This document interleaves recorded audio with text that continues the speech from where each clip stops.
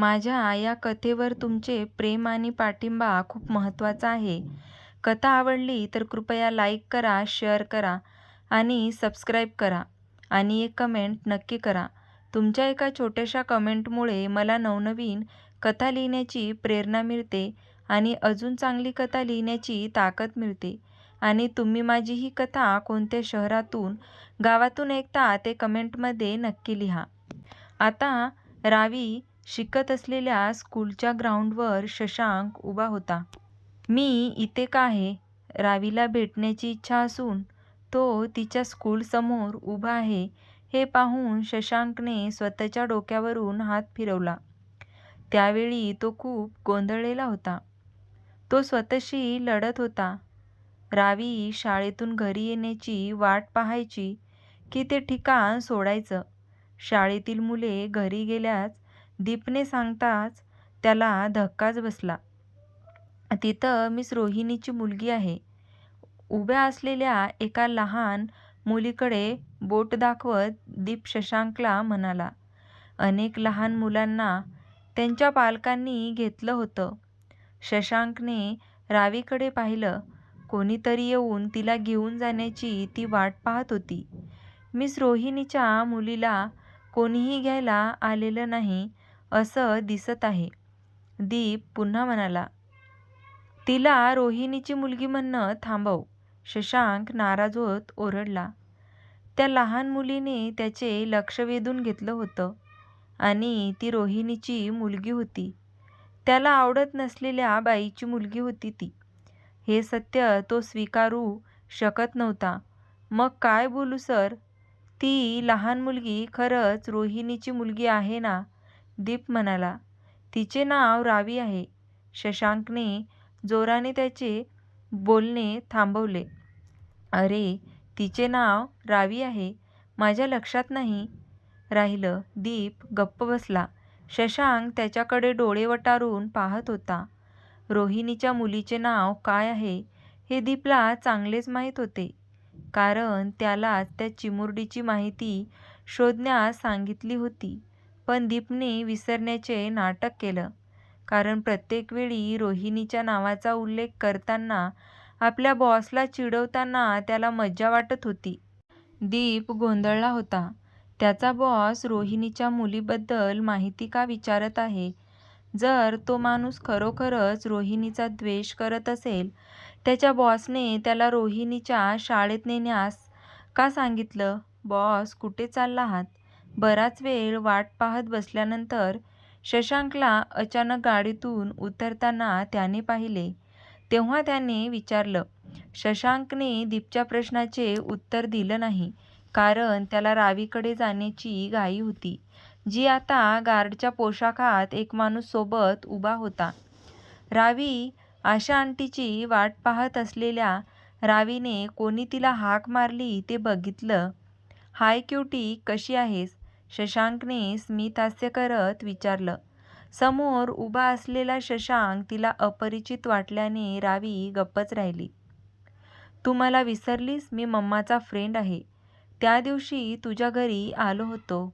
शशांकने त्या चिमुरडीला आठवण करून देण्याचा प्रयत्न केला. बराच वेळ गप्प बसलेल्या रावीने आठवल्यावर मान हलवली. आठवतंय, त्यावेळी अंकल आंटीशी बोलत होते. रावीने मागून येणाऱ्या दीपकडे बोट दाखवत म्हणाली. शशांकने रावीने बोट दाखवलेल्या आकृतीकडे पाहिलं. रावीला आपल्यापेक्षा दीप चांगल्या प्रकारे आठवत आहे हे कळाल्यावर तो खूप चिडला होता. हो बेबी, मी तोच आहे, दीप त्या छोट्या मुलीच्या चेहऱ्याकडे हात पुढे करत म्हणाला. पण त्याच्या हाताचा स्पर्श चेहऱ्याला होण्याआधीच शशांकने त्याचा हात बाजूला केला. तुझे हात घाण आहेत, शशांक मान हलवत म्हणाला. शशांकला खूप राग आला.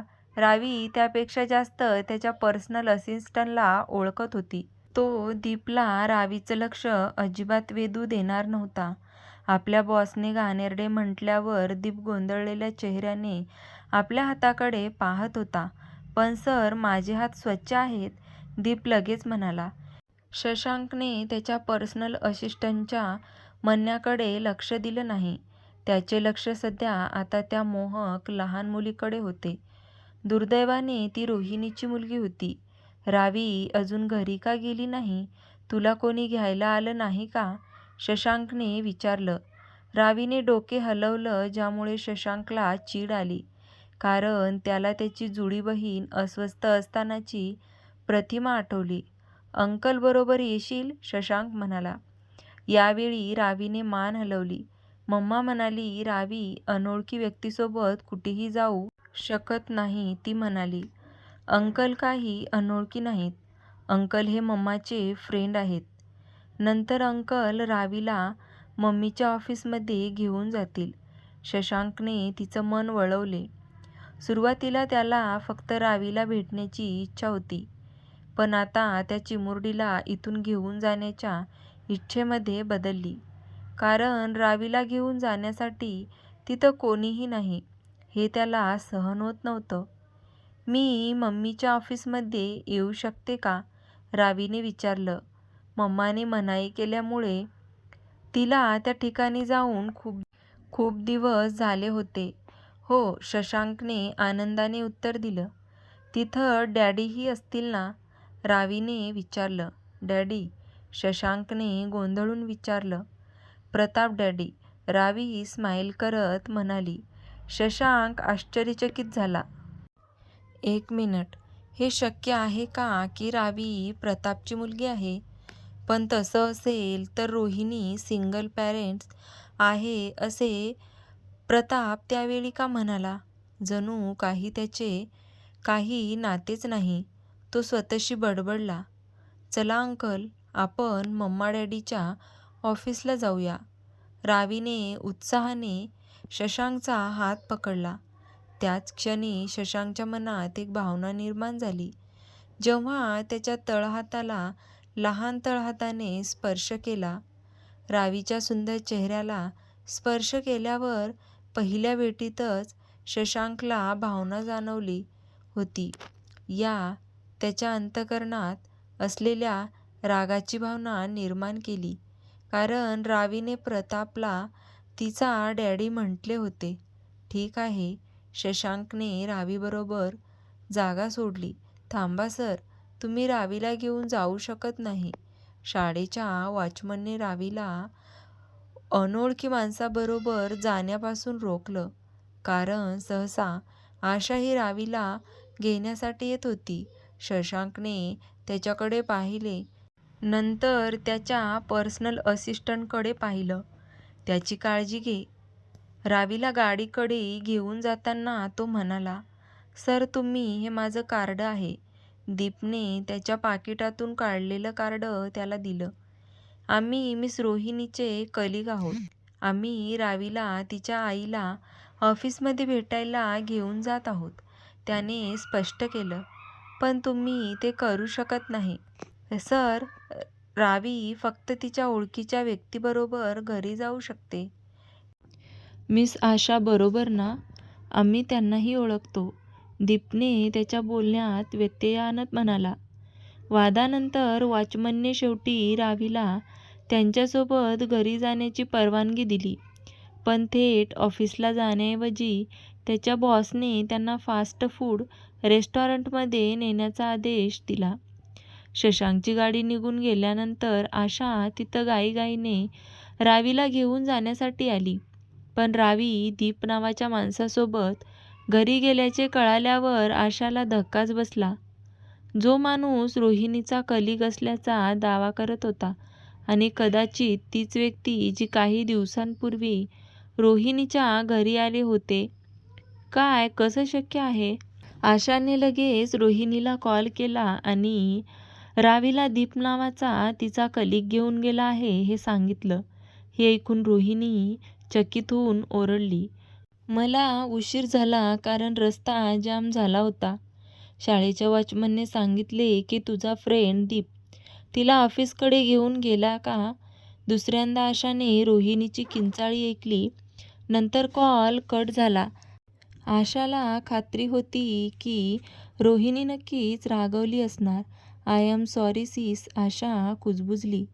तिला अपराधी वाटत होतं, कारण तिने रावीला घेण्यासाठी यायला उशीर केला होता आणि मग त्या लहान मुलीला कोणीतरी नेलं. तुला ते आवडलं का? लहान मुलाने लॉलीपॉप संपवल्यानंतर तिला आईस्क्रीम खाताना पाहून शशांकने हसत विचारलं. रावीने मान हलवली. Thank you uncle. ती खुश होती, कारण शेवटी तिला नेहमी हवं असलेले आईस्क्रीम खाऊ घालू शकलं. कारण प्रत्येक वेळी तिची आई आईस्क्रीममध्ये नट असल्यामुळे तिला ते देत नव्हती. आणि फक्त आईस्क्रीमच नाही, तर सगळे खाद्यपदार्थ आणि पेय ज्यामध्ये नट्स असतात ते तिला रोहिणी देत नव्हती. तुमची मुलगी खूप क्यूट आहे सर. टेबलवर कॉफीचा कप ठेवताना एक वेटर शशांकला म्हणाला. वेटरच्या बोलण्याने अजिबात आश्चर्यचकित न होता शशांक फक्त हसला, कारण त्या जागी पाय ठेवल्यापासून लोकांना रावी त्याची मुलगी आहे असे वाटायचे. ही तिसरी वेळ होती. आपला आणि रावीचा चेहरा खरंच सारखा आहे का, हा शशांकने रावीचा चेहरा पाहतच स्वतःशी विचारलं. पण आपले चेहरे सारखे का दिसत आहेत? जर ही लहान मुलगी माझ्या जिवलग मित्राची बायोलॉजिकल मुलगी आहे हे खरं असेल, तर तिला प्रतापसारखे दिसायला नको होते.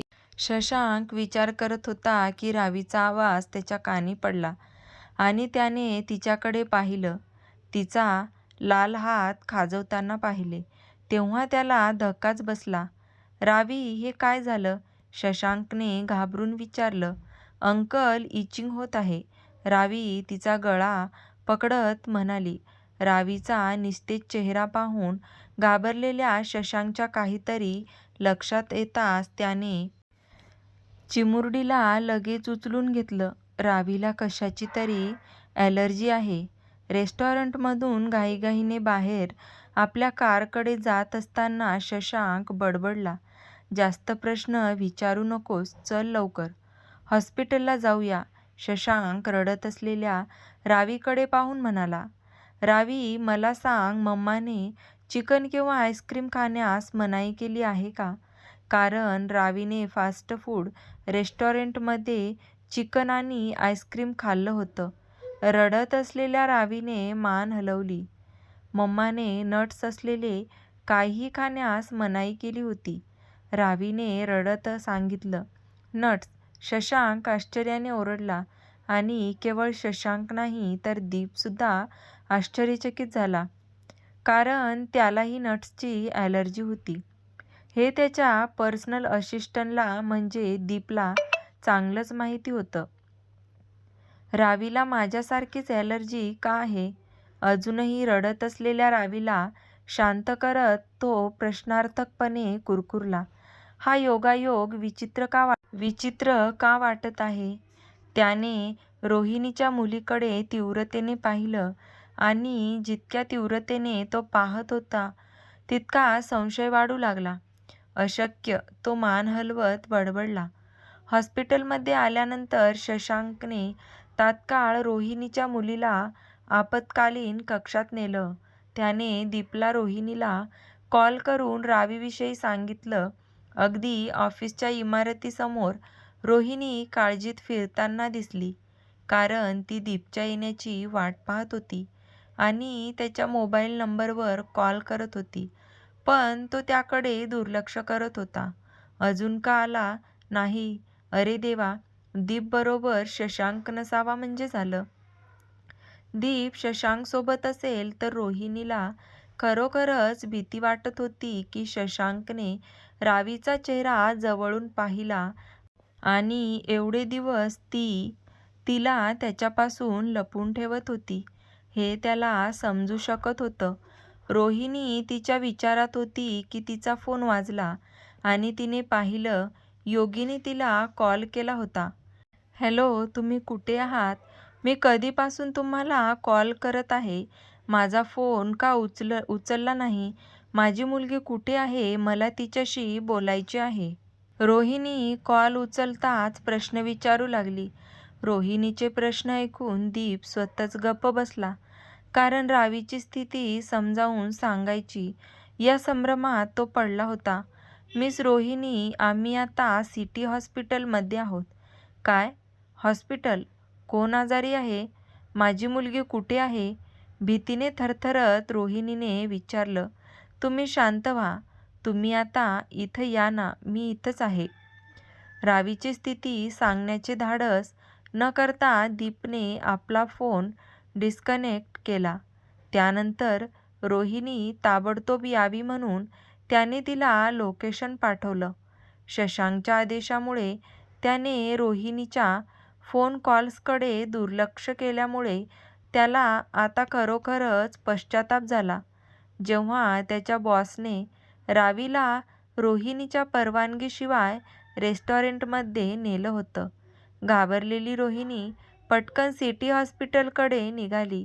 तिने कोणाच्याही नजरेची पर्वा केली नाही, कारण आपली मुलगी कोणत्या परिस्थितीमध्ये असेल याचा ती विचार करत होती. 15 मिनिटात रोहिणीची गाडी सिटी हॉस्पिटलसमोर येऊन थांबली. घाईघाईत ती दीपजवळ गेली, जो आधीच हॉस्पिटलसमोर तिची वाट पाहत उभा होता. रावी कुठे आहे? आपली मुलगी दीपसोबत नसल्याचं पाहून रोहिणीने अतिशय काळजीने विचारलं. माझी मुलगी कुठे आहे? दीपला गप्प बसलेलं पाहून रोहिणीने चिडून विचारलं. शांत होऊ. तू माझ्या मुलीला माझ्या परवानगीशिवाय घेऊन गेलास. मी शांत होऊ शकेन असं तुला वाटेल, आणि आता माझी मुलगी तुझ्यासोबत नाही. रोहिणी भावनिकपणे अश्रू रोखून म्हणाली.